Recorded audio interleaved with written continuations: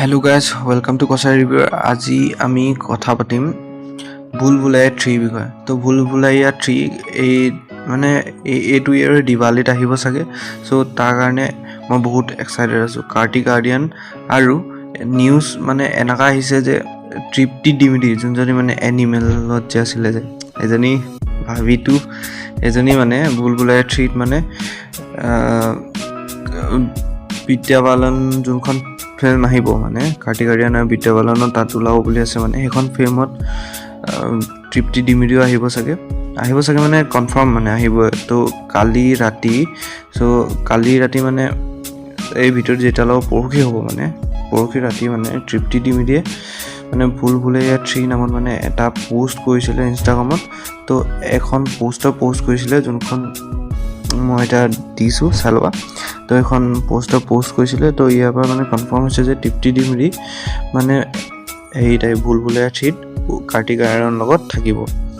তো সেই পোষ্টটো হোৱাৰ পিছতে কাৰ্টি গাৰ্ডিয়ানে মানে ইনষ্টাগ্ৰামতে মানে হেৰি দিছিলে মানে welcome to the world of ভুল ভুলাইয়া @তৃপ্তি ডিমিডি বুলি কিনে এনেকৈ এটা পোষ্ট দিছিলে আৰু তলত মানে বহুত মানে পিকচাৰ দিছিলে মানে পোষ্টাৰ বুলি ক'ব পাৰি মানে ভুল ভুলাইয়া 3 বা মানে দিছিলে। তো ভুল ভুলাইয়া 3 কাৰণে বহুত এক্সাইটেড আৰু ষ্টৰিটো কেনেকুৱা হ'ব সেইটো এতিয়ালৈকে কনফাৰ্ম হোৱা নাই বাৰু, কিন্তু মানে মই ভাবিছোঁ যে বেলেগে হ'ব চাগে মানে প্ৰত্যেকটো ভুল ভুলাইয়া ষ্টৰিত ন ফাৰ্ষ্টত যেনেকুৱা ষ্টৰি আছিলে ছেকেণ্ডটোত বেলেগ আৰু তাৰপিছত থাৰ্ডটোতো সেনেকুৱা বেলেগেই হ'ব চাগে, মানে একো লিংক নথকা চিনেমা মানে। তো যদি ভাল লাগিছে ভিডিঅ'টো লাইক আৰু চেনেলটো ছাবস্ক্ৰাইব কৰি দিবা, লগতে শ্বেয়াৰ কৰি দিবা দেই ভিডিঅ'টো। আৰু ইয়াত যোনখন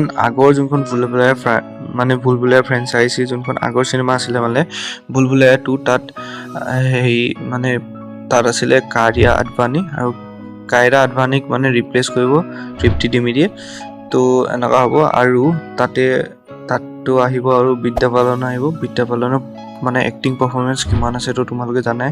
তো সি অলৰেডি মানে ভুল ভুলাইয়া ফাৰ্ষ্ট পাৰ্টখনত যোনখন অক্ষয় কুমাৰ আছিলে সেইখনত মানে দেখাই দিলে মানে কেনেকুৱা আছিলে তো পাৰফৰ্মেঞ্চ। তো সেইটো হিচাপত চাবলৈ গ'লে চিনেমাখনতো ভাল হ'ব লাগে। আৰু ভুল ভুলাইয়া 2 যোনখন আহিছিলে সেইখন সেইটো ইয়েৰত এখনেই চিনেমা আছিলে যোনখনে বলিউডত মানে ফ্লপ নহয় বুলি কয়, মানে ফ্লপ নাই হোৱা মানে এখন চিনেমা। তো বাকী যিমান মুভি আহিছিলে চব সেইটো টাইমত ফ্লপ হৈছিলে, বাট সেইখনেই আছিলে যোনখন চিনেমা যোনখন মানে সেইটো ইয়েৰত মানে ফ্লপ নহৈছিলে, বাকী বলিউডৰ চব চিনেমা ফ্লপ গৈছিলে। তো এইটোৱে আছিলে ভুল ভুলাইয়া 3 আপডেট। আৰু তোমাৰ মানে কেনেকুৱা ফিল হৈছে যে কাইৰা আদভানীক মানে তৃপ্তি ডিমিডিয়ে ৰিপ্লেচ কৰিব? আৰু মোৰ মতে মানে ধৰা এনিমেলত তাইৰ মানে পাৰফৰ্মেঞ্চটো ভাল আছিলে বাৰু, তাই মানে গুড এক্ট্ৰেছ মানে। আৰু তাইৰ মুভি আছে যেনেকৈ বহুত মানে, আৰু এখন আছিলে কিবা হৰৰ মুভি এখন আছিলে তাইৰ বুলবুল নে কি বুলি এখন মানে হৰৰ মুভি আছিলে, সেইখন চাবলৈ মানে ভালেই লাগিছিলে মানে।